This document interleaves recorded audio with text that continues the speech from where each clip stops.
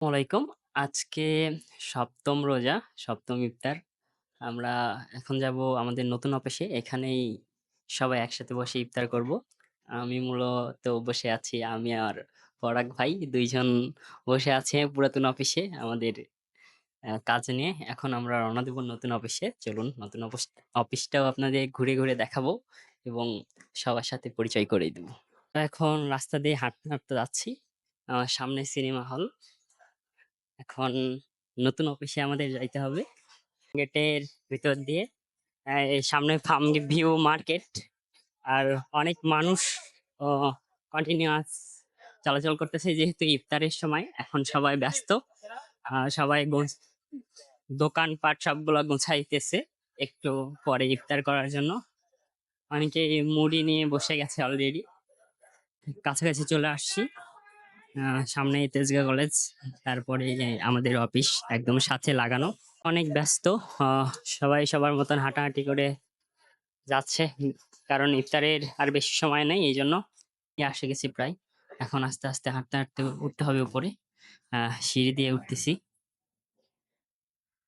আমাদের মেম ভাই হচ্ছে ফল কাটতেছে। কাটেন কাটেন, ভালো করে কাটেন। এপাশে চন্দন ভাই আঙুর ধুইতেছিল, একটা একটা করে ছাড়াই এনে সুন্দরভাবে ধুইতেছিল সে। পাশে ফল কাটাকাটি হচ্ছে। ইব্রাহিম ভাই আপেল কাটতেছে। আর এই পাশে শিহাব ভাই আমার হচ্ছে পেঁয়াজ কাটতেছে। কাটতেছো নাকি? মিক্সড করতেছে ইফতারির জন্য। কি ছোলা, পেঁয়াজু, পেঁয়াজ একে সব প্লেট গুলো দিয়ে দিচ্ছে, সেই দিচ্ছে। ইফতার গুলো সবগুলো লাইন করে সাজানো হয়েছে। আমাদের ইব্রাহিম ভাই হচ্ছে শরবত গুলতেছে, একটা একটা করে সব গ্লাসে উঠাইতেছে। ইফতারের জন্য সব ভাইয়েরা একে একে সবাই এসে বসতেছিল। ইফতারের জন্য মুড়ি মাখান শুরু হয়ে গেল। ভাইয়া মুড়ি মাখাইতেছিল একটা বড় গাবলাতে। ইতিমধ্যেই আজান দিলে আমরা খেজুর দিয়ে ইফতারটা সেরে ফেললাম। মুড়ি মাখানো হয়ে গেলে ভাইয়া সেই মুড়িগুলো প্লেটে করে সবাইকে দিয়ে দিচ্ছিল। ইফতারি শেষ করে মুড়ির সাথে জিলাপির পক্ষে বিপক্ষে কিছু মতামত নিলাম। টোটালি পক্ষে। কারণ মুড়ির সাথে জিলাপি ব্যতীত যত সার্ভে হয়েছে এর মধ্যে 80% মানুষের মতামত ছিল হচ্ছে মুড়ির সাথে, অর্থাৎ ছোলা মুড়ির সাথে অবশ্যই জিলাপি খাইতে হবে। এটা খুবই সুস্বাদু এবং মুখরোচক একটি খাবার। অনেকের পার্সপেক্টিভ থেকে বলে যে এটা খাওয়া পসিবল না অথবা বিদঘুটে লাগে। এটা উনার রুচির উপর নির্ভর করে। তবে আমাদের বাংলাদেশের অথবা যারা আমরা মুসলিম সম্প্রদায়ে আছি, রোজার ইফতারের সময় আমরা ছোলা মুড়ির সাথেই জিলাপি খাওয়াটাকে প্রেফার করি। কারণ এটা একটা মিষ্টিদায়ক এবং মুখরোচক খাবার বলে বিবেচিত হয়। থেকে জিলাপির পক্ষে না বিপক্ষে? আমি আমি কিসের পক্ষে? আমি জিলাপির পক্ষে। পক্ষে। আমাদের ভালো লাগতেছে। পক্ষে। এটার পক্ষে না বিপক্ষে? আমি কথা বললে এখন আমার পেট ফেটে যাবে ভাই। পরে। আর পক্ষে না বিপক্ষে? পক্ষে, পক্ষে, পক্ষে। ১০০% পক্ষে, ১০০%। অবশ্যই। অবশ্যই। মুড়ির সাথে জিলাপি না হইলে হয় নাকি? এই তো। ভাইয়া কি মুড়ির সাথে জিলাপি দেওয়ার পক্ষে না বিপক্ষে? আমি মুড়ির সাথে জিলাপি দেওয়ার পক্ষেও আবার বিপক্ষেও। শুরুর দিকে আমি জিলাপি ছাড়া খাই, এরপর জিলাপি সহ খাই। সো ২ দলেই আছে। জিলাপি দেওয়ার পক্ষে না বিপক্ষে? পক্ষে, পক্ষে ভাই। কেন যে এটা নিয়ে মানুষের বিতর্ক বুঝি না। আমার খুব ভাল লাগে। আসসালামু আলাইকুম ভাইয়া। আপনি কি মুড়ির সাথে জিলাপি দেওয়ার পক্ষে না বিপক্ষে? বাঙালি বুঝছেন কাজ না থাকলে যা হয়।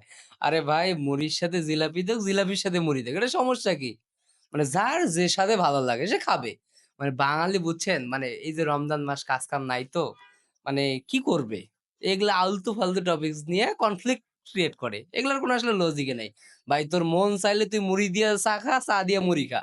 অথবা কি মুড়ি দিয়ে জিলাপি খা, জিলাপি দিয়ে মুড়ি খা। এই একই তো। তো এগুলা নিয়ে আসলে কনফ্লিক্ট করার কোনো দরকারই নেই। হ্যাঁ? এগুলা বাঙালি হুজুগে মাতাল।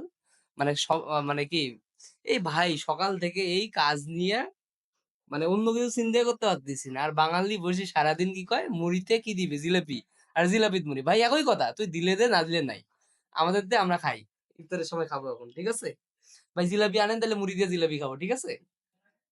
প্রতিদিন অফিসের সাথে একসাথে সবাই মিলে বসে ইফতার করা যা আসলেই অনেক সুন্দর লাগে। একটা সুন্দর অনুভূতি কাজ করে। আবার একসাথে সারিবদ্ধ হয়ে নামাজ পড়া। হোসেন স্যারের এরকম একটা সুন্দর উদ্যোগ নেওয়া আসলেই অনেক প্রশংসার দাবি রাখে। যে অফিসে সবাই একসাথে ইফতার করে আবার একসাথে নামাজ পড়ি আমরা সবাই। ফার্মগেট, রাতের ফার্মগেট লাল নীল আলোতে ঝকমক হয়ে উঠছে। এটা দেখো তোমরা আবার ব্যস্ততম হয়ে যাবে কিছুক্ষণের মধ্যেই, কারণ ইফতারির জন্য বন্ধ আছে। ইফতারি নামাজ পড়ে সবাই আবার ব্যস্ত, সেই চিহ্ন ব্যস্ত রাস্তা এটাই পরিণত হবে। এর সামনে পরাগ, দাদু এবং সাব্বির যাচ্ছে, আমিও যাচ্ছি। সবাই ভালো থাকবেন, আমার জন্য দোয়া করবেন। আসসালামু আলাইকুম।